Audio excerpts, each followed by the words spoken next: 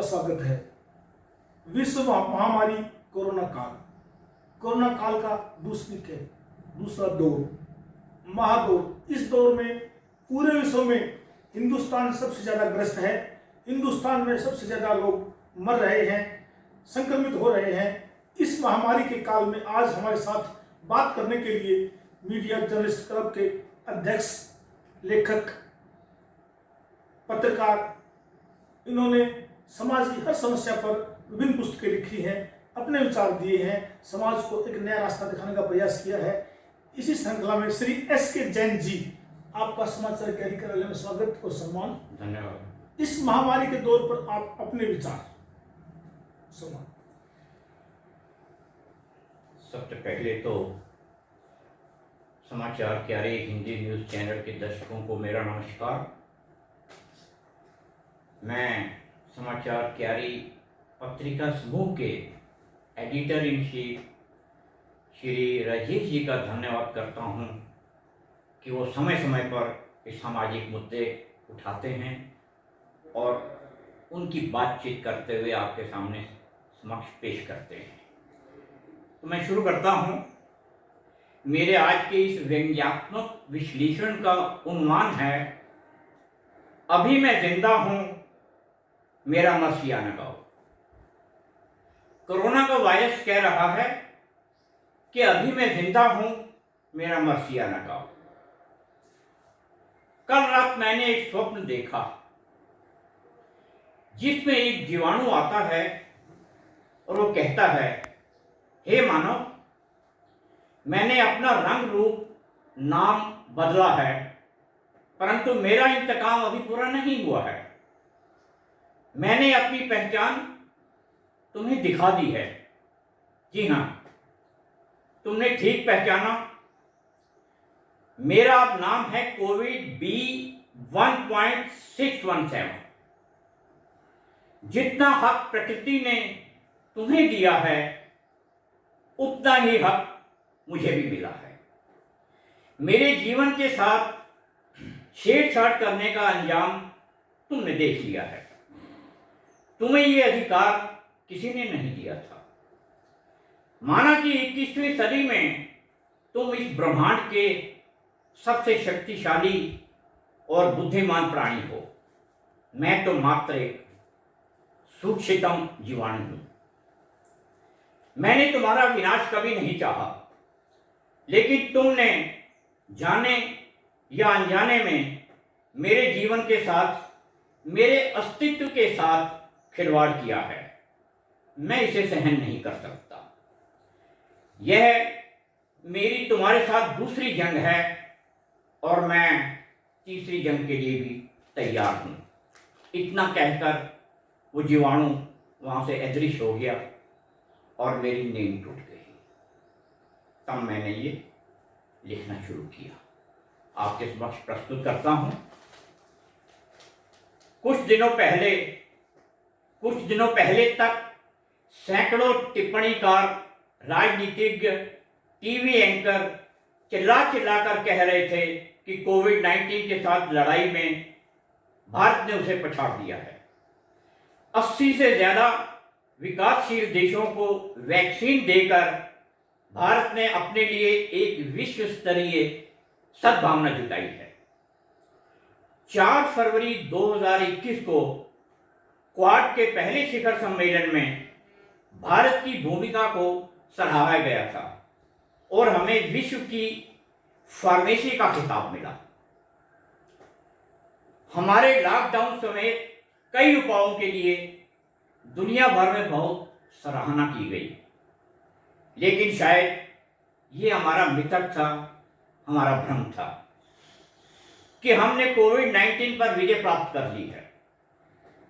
मार्च 2021 के मध्य तक हमने अधिकांश hotel, restaurant, club, shopping mall, salon, golf club, gym, cinema hall, park आदि को कुछ प्रतिबंधों के साथ चलाने की अनुमति दी थी, क्योंकि हमारा अनुमान था कि सब कुछ सामान्य हो गया है।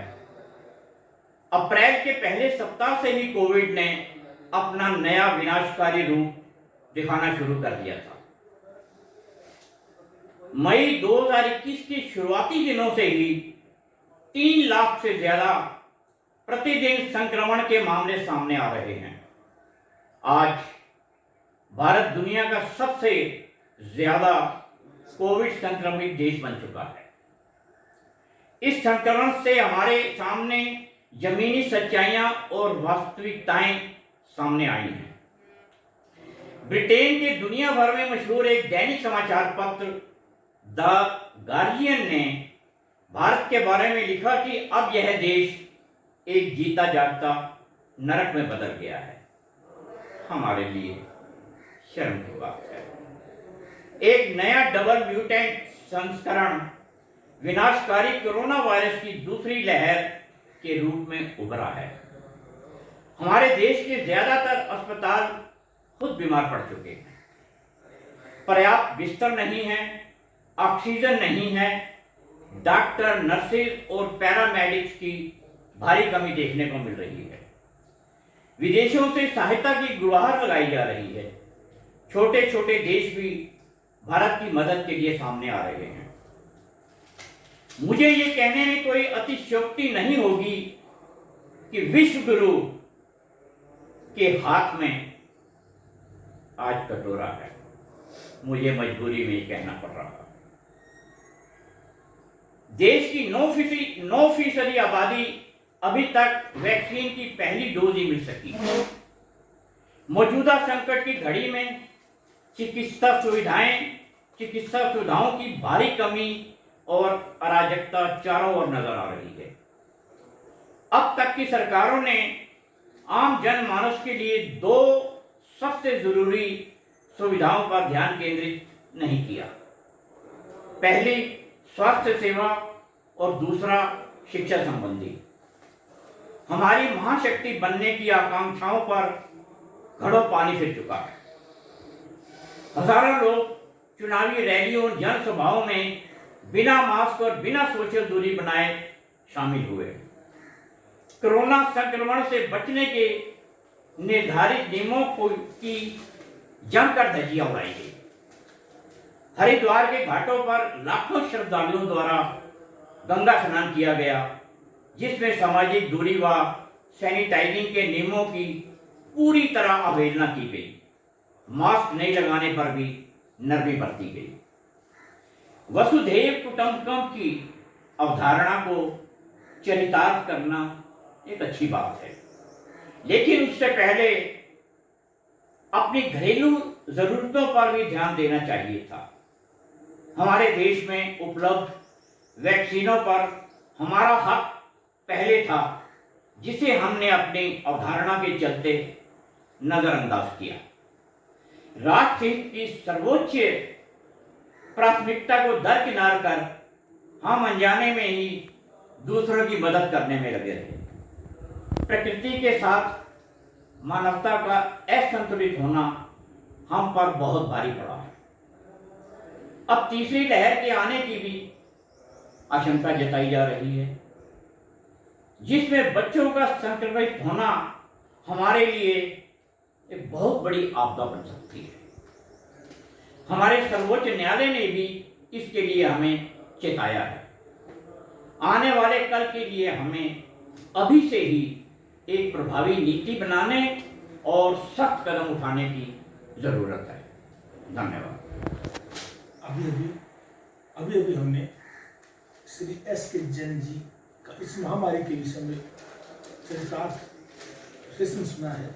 इसको सुनकर हमें ऐसा लगता है कि इस महामारी के लिए आम जनमानस से लेकर सरकारें भी दोषी हैं। सरकारों ने प्रतिबंध लगाए कहने मात्र के, मास्क, सैनिटाइजर, इनसे बचने के उपायों पर कोई सख्ती नहीं की गई। कहीं ना कहीं विश्व गुरु बनने के चक्कर में अपने संसाधनों का दुरुपयोग किया गया, अपनी जनता के लिए ना करके दूसरों को किया गया। इसका अर्थ यही है कि आम जनमानस से लेकर और सरकार तक सभी लोग इस महामारी के लिए जिम्मेवार हैं और इससे बच भी तभी सकते हैं सरकारें पूरी तरह समर्पित होकर और हर जनमानस के सहयोग से ही हम इस महामारी का बचाव कर सकते हैं, इससे निकल सकते हैं। इसलिए 2 गज की दूरी और मास्क है जरूरी। नमस्कार।